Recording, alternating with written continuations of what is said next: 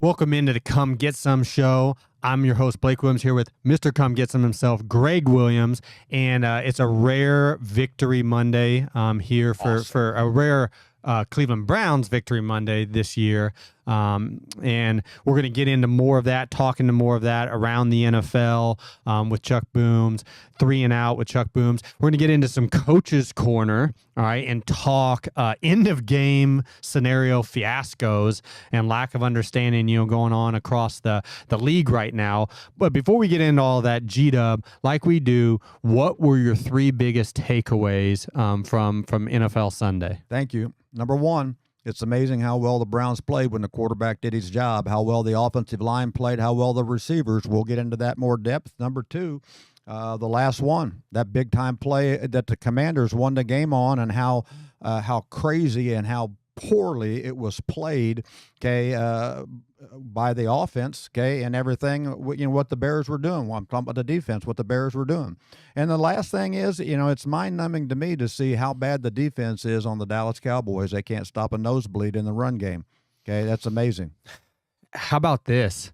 As you mentioned that, and I was thinking about this yesterday. What do you think Jerry Jones is thinking right now? No, real talk. What do you know where I'm going with this? What do you think Jerry Jones is thinking right now watching Dan Quinn, who he let get away, and what they're doing at the Commanders right now, knowing that he's probably going to have to maybe burn things down this offseason, and he's going to have to see Dan Quinn and the Commanders and Jaden Daniels and that whole thing in the division twice a year.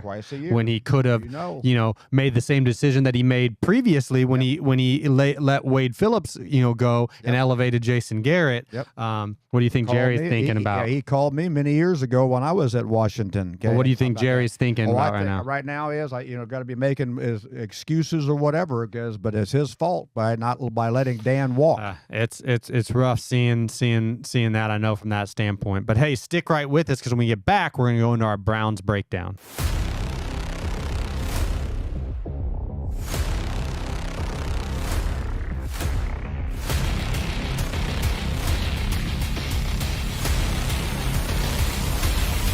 Welcome in to Come Get Some, and this is our Browns breakdown segment, and it's a rare Victory Monday this season up here in Cleveland, at least for the Browns fans.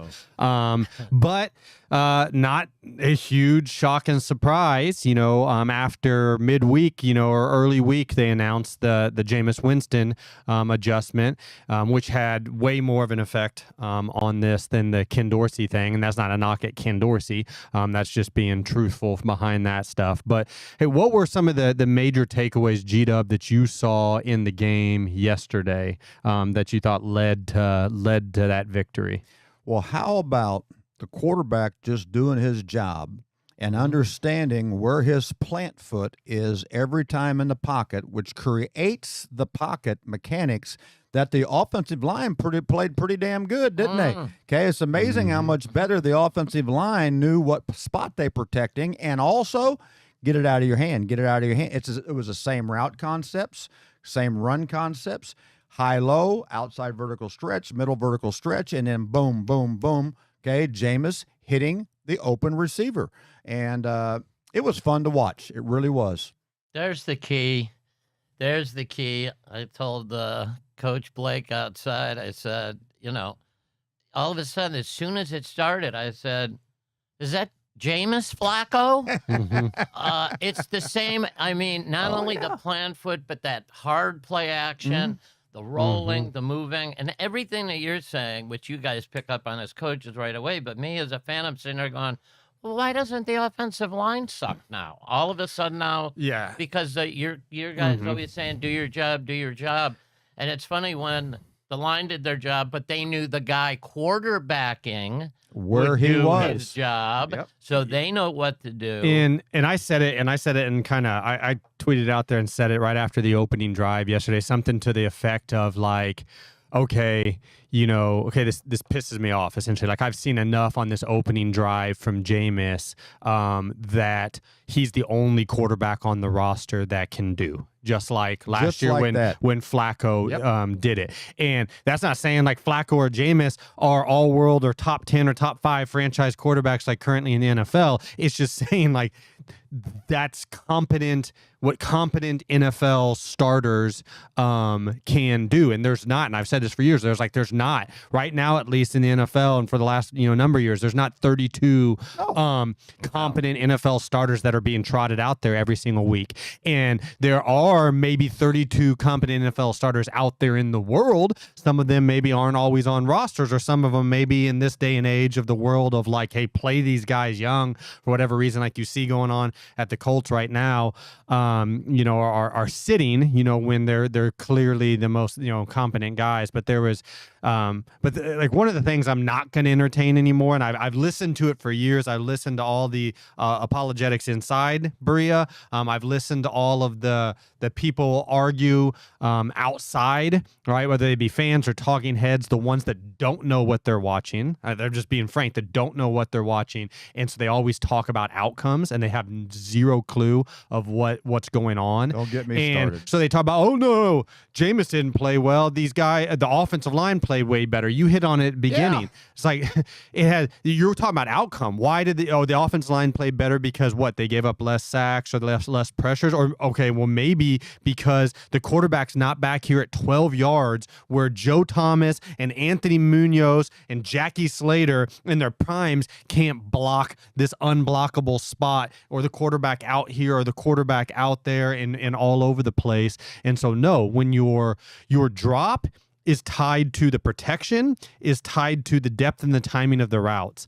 There were so many other subtle things yesterday as well, too, of like where your eyes are supposed to be pre-snap, be based upon what you're seeing and anticipating from the defense, where you're going with your first read. Little things that they were able to do yesterday with cadence, right? And so there was things that Jameis was able to do with cadence on like some of the third downs where he was declaring that this pressure or this stunt was getting ready to come, and he wasn't maybe even checking the protection. The offensive line was checking the protection, but because he was able to do that, get up to the line of scrimmage quickly, make the call quickly, and do the little things like that they weren't able to do, in previous weeks. Two other things helped out quite a bit. One, the fact that the Ravens would take the time to tell their defensive backs and safeties, remember, when you come off the sideline, get a stick of Land O'Lakes butter, rub it between your hands, and get back out there. Because, I mean, I'd never seen people drop so many things that were thrown right to them. I can't stand it. Yeah. Now, to that point, because there's a lot of people out there that want to talk, it just blows my mind. You can't be happy with like winning, right? I want to talk about, it wouldn't have been this way. Jameis wouldn't have looked so good. How many interceptions did the Browns defense drop? Yeah, I mean, I know. Denzel dropped at least 2. Yeah, I know. Right? They did. And Marty Emerson dropped one that he could have had. I think Delpit could have had one as well, too. And so here's one I posed to your dad before the show, and so I want to bring you in on it too, because it drives me nuts, is when an offensive player fumbles the ball, so many times you'll see a head coach, and you've certainly been a head coach, go, you, over here, have a seat. Right.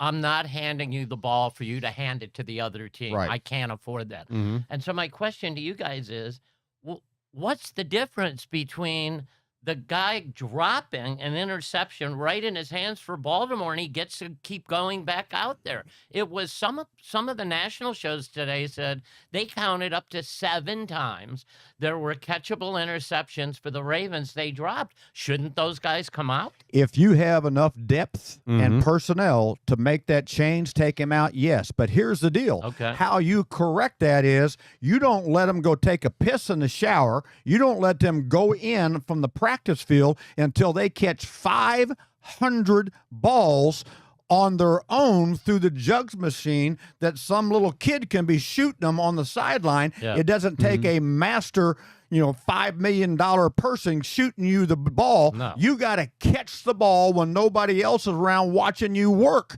Okay, it drives me nuts to see how they show up for practice, how they leave for practice, and they don't ever catch the ball and work on that skill. And I'll tell you this as well too. I mean, right, wrong, and different. There is the old adage of like in coaching and ball as well too. It's like if they'd catch, they'd play, they'd be on offense. Yeah, no right? doubt about At some that. point in time, these great athletes told got them that moved too. to defense. Because of their hands. They said, told "You them that. you go cover the guys." I will say as well too. There's a difference between like the shock. I mean, I think Kyle Hamilton, like on the big drop late, I mean, he's kind of shocked that the ball got on him like that. You know what I mean? And so sometimes there can be a shock on deflections or that the ball's like you're covering the guy. And It just there's seems like the some great defensive ones guys have are ball. Yeah, It just ball seems like skills. the defensive skills. guys get excuses made for them. Yeah. I'm not saying that's what you're Uh-huh. doing. No, but no, the no. ball gets on them or this Right. and that or whatever. Yep. And that's why it's so funny on offense because I've seen you do it as Right. a head coach. The guy gets a ball, he doesn't get to say, yeah, but I didn't see that guy coming and he hit the ball from beyond.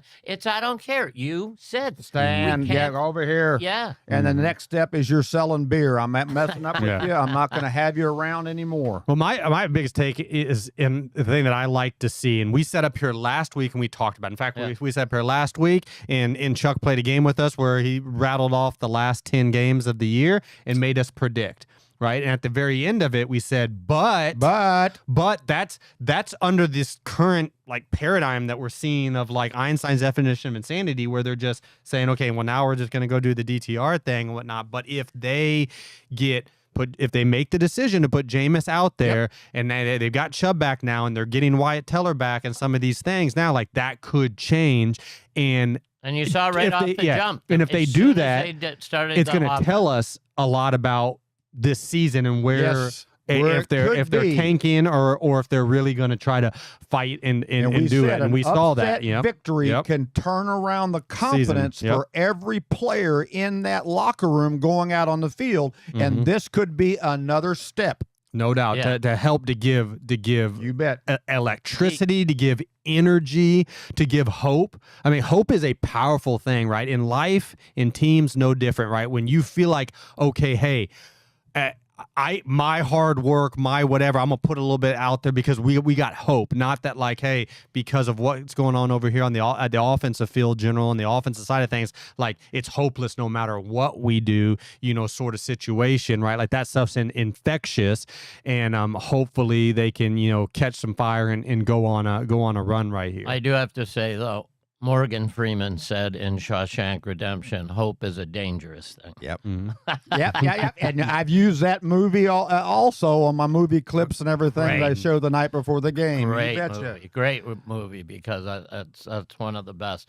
Last thing real quick, Jedrick Wills may have played his last game at left tackle, and he's getting closer to playing his last game. He cannot, when Coach Schwartz, who I know you guys know very well, when this guy keeps telling him, you can't even block through your 3 seconds, your 4 seconds, he can't do it. He can't hold a block. And he doesn't play through the play if you just key on him. And so they finally had to take the big kid that they've never played over there, and he played better. So be prepared because, again, me and Andrew Berry don't get along because of the Watson thing. That's also one of his highest picks at number 10, and he's looking more and more like he's not going to be here Well, much one of the analogies I use is that, and I have already used it on this show one time, is the cat couldn't block me, and I can't pass rush anymore. Right. Okay? And all of a sudden, it changed drastically. Yes. With another body there. Yeah. And it's great. And And it was obvious. Yeah, too. and that's how it goes sometimes. But hey, excited, looking forward to hopefully they can keep it rolling this week. But hey, stick right with us. When we get back, we're going to go around the NFL.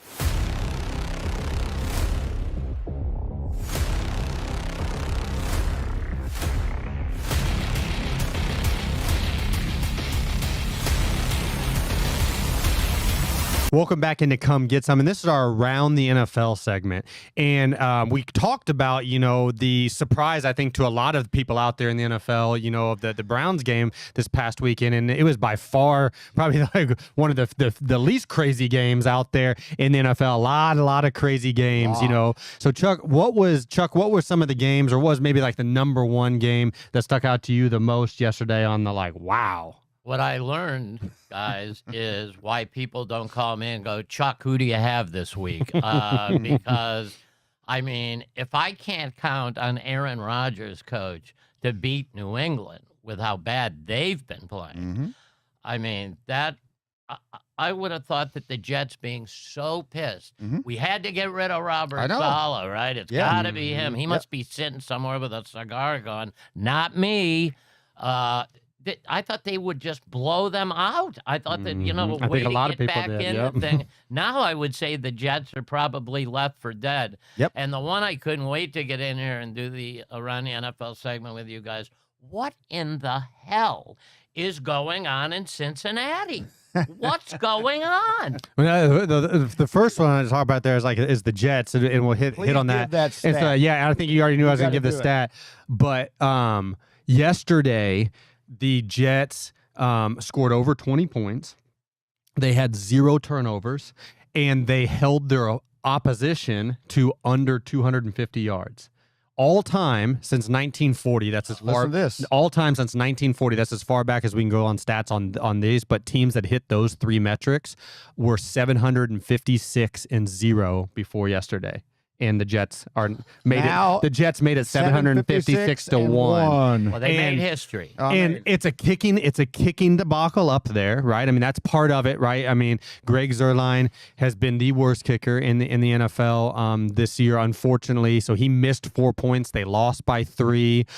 G-Dub and I were talking on the way out here as well, though. 2 of the 4 points that he missed, combined with all the stuff he's missed 11. the rest of the year, led them to also, though, punt twice from the plus 40 because they were like, we don't trust him to kick the field goal. And they had to go for 2 points because of the missed extra point, and they didn't get that. And so it was about 11 points they left on the board. And then Austin Seibert, right, who's the number 1 kicker in the league this year. He's 23 for 24 on field goals with his one on the roster with his one league. miss being a block. Yeah. Right. And he was on the Jets roster this year, and they those were the 2 guys they had in preseason. So the guy they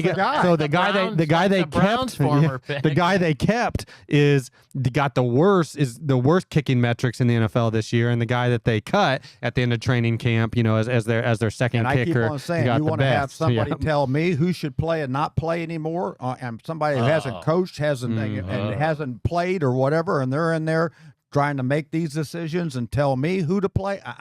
The pressure on a coach, too, by the way. Yeah. I mean, you're trying to put a game plan together every week. You're in your office till midnight, da-da-da-da, and this SOB kicker is going to come out and just keep missing every week. That's where anybody, defensive coach, that has a right to go to somebody and go, my cousin can kick better than this, can't we? But those kids on college game day are kicking more field goals and taking McAfee's money. I'll be honest, though, as well, too, and it's just what it is. Like, it's unacceptable with Aaron Rodgers and that group of people to get into a situation where they've got to be punting the ball on 4th down from the plus 40, right, in that no man's land situation. There's kickers in the USF or whatever they should they should know that they are going for it on 4th down there, and therefore be able to do some things on 1st, 2nd, or 3rd down that avoid them even getting to 4th down, knowing that they've got an ace in the hole.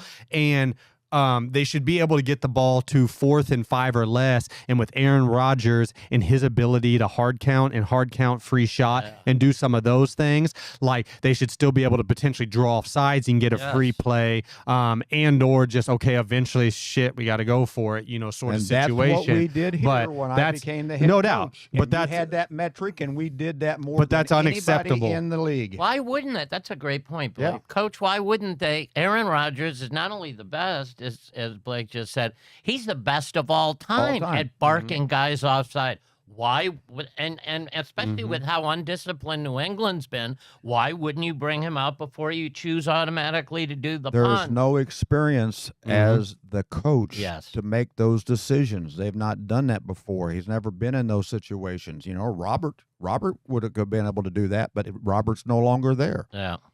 Well, the good news is, like, see if you're in Cincinnati and you're just getting your ass kicked up and down the field at home. At home, by the way, you don't have to worry about that. Now, the Bengals have a good field goal kicker. Poor McPherson, he never gets in because they're losing by what's going on and what's going on with the whole organization. Now you're hearing things about there's this going on and there's some backstabbing going on and the coach isn't coming back and the players are upset because Mike Brown, the owner's cheap and he ain't going to pay the guys. I know. Well, I wonder what they're not even going to have a stadium because nobody wants to pay. I got news for you. If you're a Cincinnati taxpayer and you watched that blank show yesterday, don't come knocking on my door. Go ahead, Blake. Go ahead, Blake. There's like multiple things Yeah, to that right there, but I think first and foremost, like that's an unfortunate aspect of the profession. You just see way too often when stress happens and pressure bust pipes and it reveals people, right? And Yes, people it start does. all of a sudden playing Game of Thrones that you're a football coach because you can't be a politician, so don't try to be a fake ass politician. Yeah, but unfortunately, like that happens way too often Yes, it does. in the profession, right? Where people think they can control the destiny or whatever and get into that kind of Try to say the right thing. stuff instead of just do your job. And how simple is that? Do your job. The cheap thing is legit, and that does cause issues in a locker room, especially when you say like aren't winning and you're not winning and you don't think you're getting enough opportunities. And now you sit there and you start to wonder, and there's not enough communication.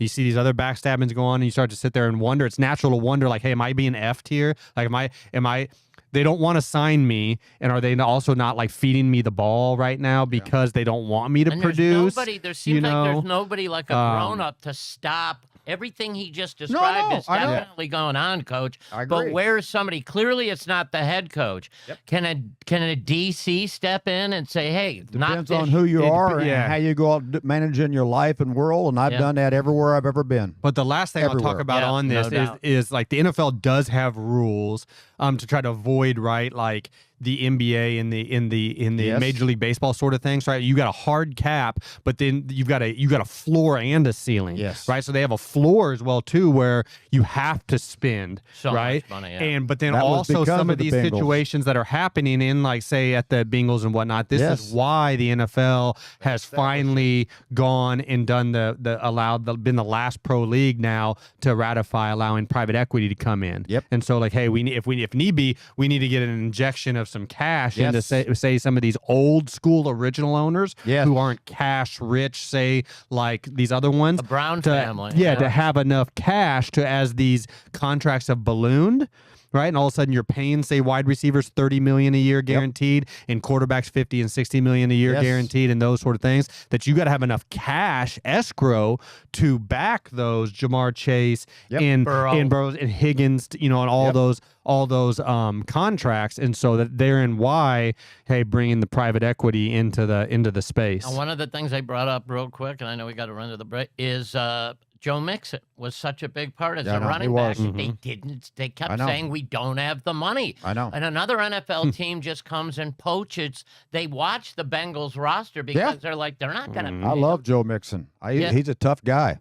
Yeah, no doubt. Great, and no doubt. And hey, it's going on all across the league, and the great teams are the ones that figure it out and find a way to figure it out, and whatnot. But hey, stick right with us. When we get back, Chuck's going to put us on the hot seat, and we're going to do our 3 and out segment.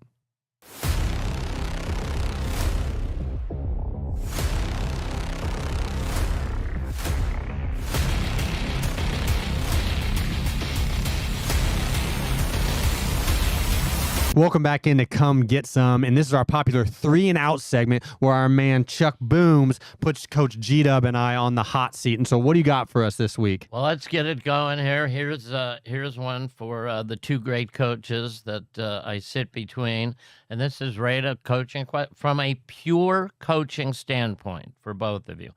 How can the Ravens fix a defense that has given up, 17 pass touchdowns this season, and 10 of the 17 are in the fourth quarter worst in the NFL. Coach, start with you. How do you fix that? Yeah, what you got to do is you got to force them to run the ball. Okay, you have to force them to run the ball, not put yourselves in priority risk of one-on-one coverage. Play better zone coverage. Have some more simulated pressures. Okay, that we've been doing, but I don't see them doing that as much now that Mike, their coordinator, left to become the head coach of Seattle. Yep. Okay, and all of a sudden now that's hurting them, Blake.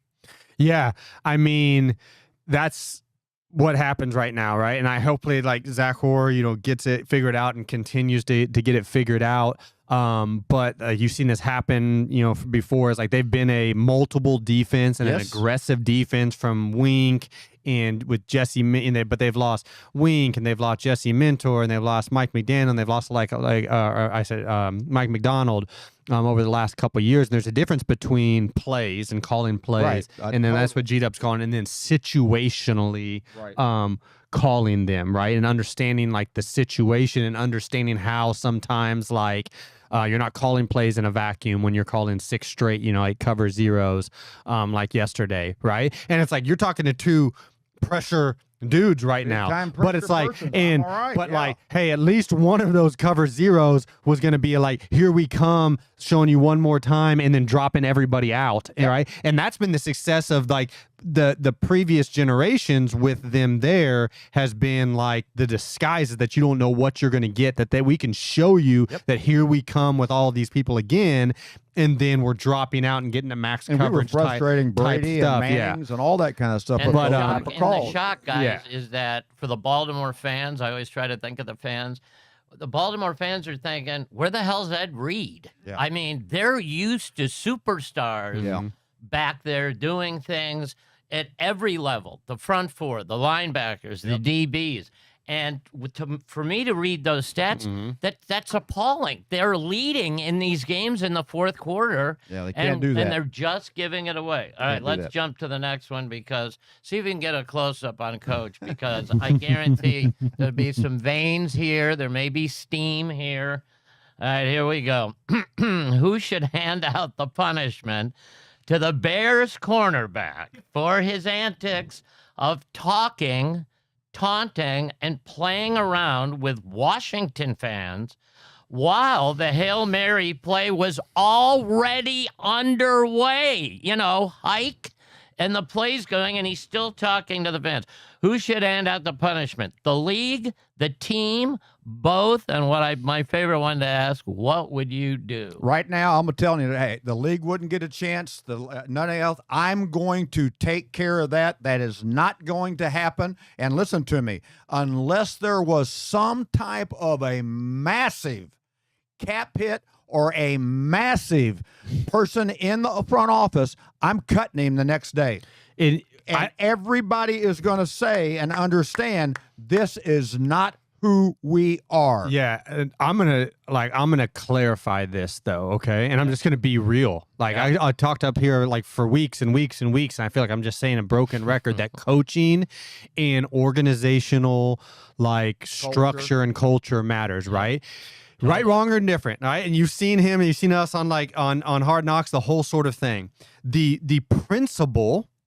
There's no, you can't control. It's not a perfect game played by perfect people. You can't control everything on game day. But that crap, you can control. You betcha. That would never happen with us. Not because even if there was a player that had a predisposition to do that, he would have gotten so ingrained into the culture and understood and dog cuss and whatnot, and that would have been out of him, and he would have understood exactly what it was and how to act and that whole sort of thing, and locked in and keyed in, and or he would never even gotten out there on Sundays, right? But to have a player to be able to go out there and do that, that tells me the level of lack of, and it starts in his own position room. No accountability. And no accountability in his own position room with his own position coach, on up to the coordinator, on up to the head coach, that could happen, that guy could get out there on the field on Sunday, Never and he could do that. That shows me a complete lack of accountability and process and understanding and culture on the reverse side of things. That should never get to that point. Thank you for asking me that question. I couldn't wait. Listen, I thank both of you for really strong answers, and that's what the audience that loves this show have come to get from both of you guys. That's why it's come get some. You're not going to BS anybody. No. And don't tell me that this kid hasn't shown since he's been part of the Bears that that's who he is. So in many ways, they let this thing get to the point, and how fitting that he's the one who goes, oh, God, and he runs over. He tips the ball that lands in Washington. But I'm glad you said what you said, you guys. All right. If he doesn't piss you off, this will. Anthony Richardson, our old buddy in Indianapolis. Sorry, I'm going to have to bring you blood pressure medication. Anthony Richardson asked, this is not made up, he asked his head coach, he ran over and said, I got to come off the field for a play or two. He had just had a long run, and he said, I'm just tired, quote, and I can't go right now. Well, my first question is, what the hell is going on in this league where we keep hearing guys saying, I'm tired, I can't go? And, Coach, how quickly would Joe Flacco have gone Right in? now, he's back in there. The kid's out. He's done. I'm tired of watching him play. He can't make a completion. Okay, he can't do things on time. He's out. Okay, as soon as that comes up like that, and you're telling me with as high as we drafted you and with how much money we're paying you that you're tired, here's where tired goes. You're on the streets. I don't care. And the rest of the team in the locker room see how you deal with that person. All of a sudden now they start saluting and doing their job better. Yes. Blake? Yeah, but I want to take a spin this way on this question. Yeah. All right, and talk about it this way. This is the problem right now with this whole get them, draft them, and have to put them out there and play them young and just like get them development. And no matter what they do, right? So meaning like, how do you discipline them? How do you like get them to have accountability if you're sitting there saying like, okay, you're going to play no matter what you do. And now you're setting the kid up for failure by putting him out there, you know. And I look back to like for years, it was Aaron Rodgers set for years. Jordan Love set for years. Like Steve McNair, like we drafted Steve McNair to be the heir apparent, but there was no way like that. We knew what the team was that year, that Steve McNair was a rookie. We knew it was going to be a learning curve in the NFL for him. We knew how hostile the Astrodome was going to be because we already knew we were moving that whole year, so we knew it was going to be like a picket like every single week, you know. Right. I mean, because of people being pissed off that we were leaving and going to Tennessee. So we played, Chris Chandler all year long, knowing that Steve McNair was going to be the heir apparent, like when we got to Tennessee and the whole thing. And so clearly Flacco should be out there. Clearly, you know, he needs to sit and learn, and they're setting him up for failure by not holding him accountable and continuing to jog him out there when he's clearly not ready. The culture thing again that you guys always bring to every team where you've coached. There wouldn't be one guy in my head that would have the balls to say to either one of you, you don't mind if I come out for a play or two to look at him? You don't mind if I come out for a play This isn't a pass rusher like over here tapping his helmet. No. Like I'm not doing that. How do you think the offensive linemen feel when he keeps scrambling around and they've got a block for 17 seconds for him to continue when Flacco has to come in for the play or two, and the lineman in the huddle go, "Where's Anthony?" And Joe goes, "He's tired." He's tired. Yeah. Oh, yeah. On the offensive lineman. Yeah. Oh, that's excellent. One last one for overtime, and it's quick. And I figure both of you, since you were a big part of the Cleveland Browns, I know you must have crossed paths with my friend Jim Donovan. We lost Jimmy. I wanted to give each of you a chance to say something about Jim. Rest in peace, Jim. And I was very close to him and thought the world of him. And everything he did for the fans, everything he did, for the Cleveland Browns, I think about him every second of every day. Yeah, his impact was huge, not just here in Cleveland, but throughout the whole entire sports world. And that's like a testament to truly like the type of the person that he was. Yes. I mean, you saw they even talked about him last night on Sunday Night Football. Yeah. And he'll be missed. It's a sad, unfortunate, ending. And I love the fact that Kevin gave a game bow out to the family. I thought it was family. I thought it was great. Yeah, excellent. I can say this for the almost 5 years of Kylie and Booms, every Monday, whether Jim had the flu or wasn't feeling good or nothing, he posted every time, and he said 2 reasons. I love coming on with you guys, and number 2, I made a commitment. And if I say I'm going to be there, I'm going to be there. That defines who Jim Donovan was. He was there yesterday, definitely. But hey, rest in peace, Jim, and prayers out to your family. Hey, stick right with us. When we get back, we're going to go into our Coach's Corner segment.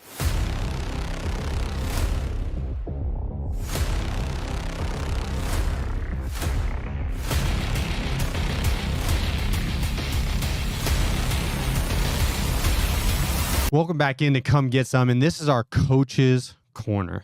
And Gito, we've been sitting up here talking about for weeks, I feel like, and it's just like ad nauseum, and it's one of those like crazy things. I don't know how we got here all of a sudden in 2024 from, I feel like just 2023, this necessarily wasn't the case, but the lack of end of game, like awareness and technique and like just decision making in the NFL right now just seems to be at an all-time low. Like, would you agree? I totally agree, and it's mind-numbing when you're coaching and you're working hard to keep the scores close and to keep the games close and all that type of stuff. Tremendous fan interest and all those things, but yet we as coaching staffs haven't repped and gone over and over and over what the last 3 plays of a game would look like when you're defending a touchdown to win the game. And as you know, yesterday it came up in the Bears and the Commanders game. No doubt. And again, this isn't the first situation this year like we've had this situation come up, right? Like, I mean, we said like earlier in the year, the Browns in the Jaguars game, right, where it was more of a quarterback situation, but that game where Deshaun Watson and Trevor Lawrence both making decisions like they didn't understand the situation, but then some of the decision making, play calling, and then also execution from the quarterback at the with Buffalo a few weeks ago. Yes, that was bad. And then we talked about Detroit on their one loss earlier in the year. Harbaugh, all right, not atypical, so to say, of them. In Baltimore a few games ago, probably about a month ago, with some questionable end of game situations. And I don't know why it is that situation, but like yes, it reared its ugly head again yesterday in the Chicago and Bears and Commanders game that we've all seen is all going viral. And really there's 2 scenarios that we want to talk about here, an end of game scenarios from a defensive perspective. And so you've got last 3 type scenarios. So you're not in a Hail Mary situation yet, either because time on the clock. It's not a Hail Mary situation. It's not the last play, or they're too far away to be able to throw a Hail Mary. And so those situations, last 2, last 3, and then true last 1, Hail Mary, type situations. And there's different philosophies, on that. We kind of differ and come off the Buddy Ryan tree on the Hail Mary situation. But the first thing I want to throw up here is a still clip of the second to last play. And this has kind of gotten Eberflus in hot water a little bit, and because of the way, honestly, not just because of the way it was executed, but more importantly because of the way that it was answered after the game.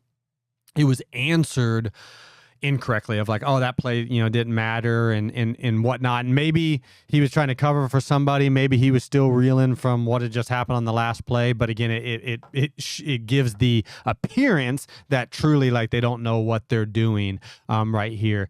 And so G-Dub, talk a little bit about like last 2, last 3 philosophy with us, both with outside man, if they still have timeouts left, or outside trap if they have no timeouts left. Well, if they've got timeouts left, we're going to play you with outside technique, making you have to throw the ball into the middle of the field to use your timeouts, get rid of those timeouts, but we're not going to let you throw the ball and get out of bounds and stop the clock. Make sure we make them do that. So we're going to play you man-to-man, and the reason we're going to play you man-to-man is that we're also not just going to give up yardage. Okay, we're locked down on you, and we're playing you tight and tough man-to-man coverage. Now, once that timeout is used, and we usually do that anywhere from that 21 to 18 seconds left on the clock. Now it's down into that 12, 13, 14, 15 seconds to go in a game, and now you have no timeouts. So the most disrespectful thing we could do on defense is not defend the sidelines. We're going to defend the goal line. Sure, we're going to have a loose coverage over the top, or you can't outrun us to get deep on us, but we're going to defend the sideline, and we're going to trick you into what we call a trap coverage, where we're trying to pick the ball off, and we have a special coded zone coverage where you're going to be using the boundary and using the sideline that we're sitting and waiting on you to pick that ball off. So on this picture right here, this is a this is a trap. This is a trap situation right there. And so Gita was talking about is philosophically, it's not just, okay, how much time's left on the clock, but also timeouts. Yes. Right. And we are we would be in the same structure of defense, but playing outside, hard outside, way far outside leverage man, but being able to be more in a denial defense if they had timeouts left, knowing that they could throw the ball in the middle of the field. They got no timeouts left. Like, we don't care if they throw the ball in the middle of the field. We'll give them the middle of the field, but we're going to defend on 3 levels. All three levels. So you only want to have a 3-man rush, so you can have 8 in coverage to be able to defend 3 levels of outside, because the only thing you cannot do right here is allow them to catch the ball and get out of bounds. And so this is mind-boggling right here, because like they're already playing Hail Mary-ish last play type defense. The closest guy is on the minus 38, up here. I know Eberflus is kind of trying to run down the sideline and yell at that corner to come running up, before the snap. But clearly that's something that hasn't been repped enough or taught enough, with them and whatnot. But what should be happening, or what we would be doing right here, is this guy up at the top of the screen that's, again, at about the minus, or I guess the plus 38. He would be way up here, and he would be trapping the first level out. Then we would have another guy up to trap the 7 cut or the next level out, and then we would have a deep safety capped on top of that as well too. So it'd be like a super deep 3-high shell back there to be able to trap any sort of like 3rd level out, or take a go route that ran through it when they run levels over there, which is that's what teams will try to do, is they'll try to run 3 people through the zone over there and get somebody on a deep out and get out of bounds. And so the first and biggest mistake was this one, right? Which, if you defend this one properly, then you make it a moot point. You don't even let them get into a Hail Mary type situation. Then they would have had to instead run the lateral play, all that type of stuff. So this was a massive, huge mistake to even let them get into the Hail Mary situation. Now, the next situation is a Hail Mary situation. And you can look at this a lot of different ways.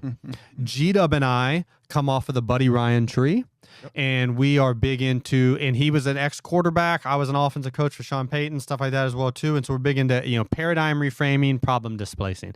So you can make it a problem of coverage and the what ifs on knocking the ball down, batting the ball down, boxing a guy out, doing all those sort of things.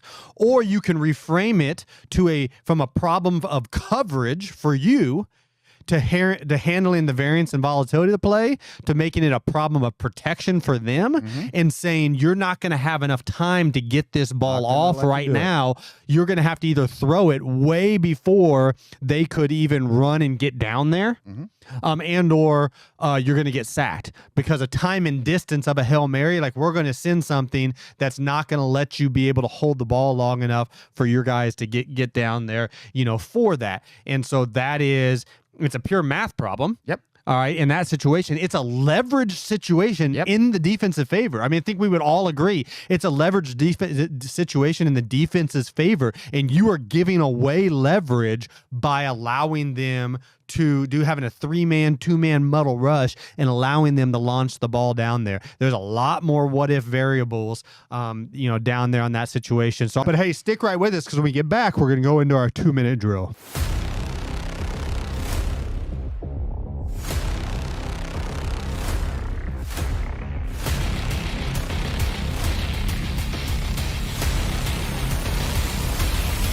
Welcome back into Come Get Some, and this is our 2-minute drill. And in our 2-minute drill this week, we're going to look ahead at the Browns, versus Chargers matchup this upcoming weekend. And so it's going to be another, third straight home game for the Browns here, which is beneficial from their standpoint. One thing though, G-Dub, the thing that I'm worried about this weekend, and as great as it is to see Jameis out there and Wyatt Teller back and Chubb back, I'm worried about potentially no Denzel Ward, no Marty Emerson, and no JOK, and how those 3 big losses. I mean, that was we had a lot of attrition on defense, which has been the backbone of this team, for 2 years now, and we had a lot of attrition this past game, and so I'm worried about that not having them this upcoming weekend and what Gregg Roman and Harbaugh and Herbert, I said Herbert would do against them.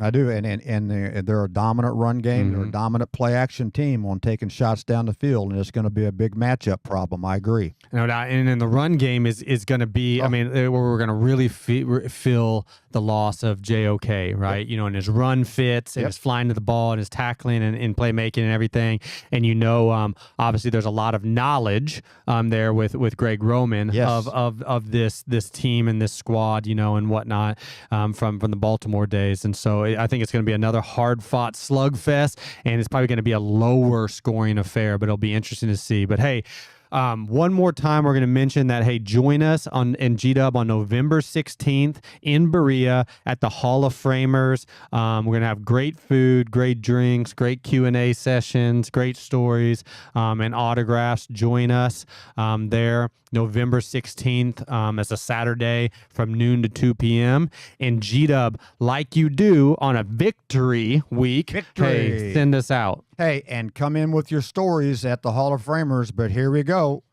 Ready, break. Come get some.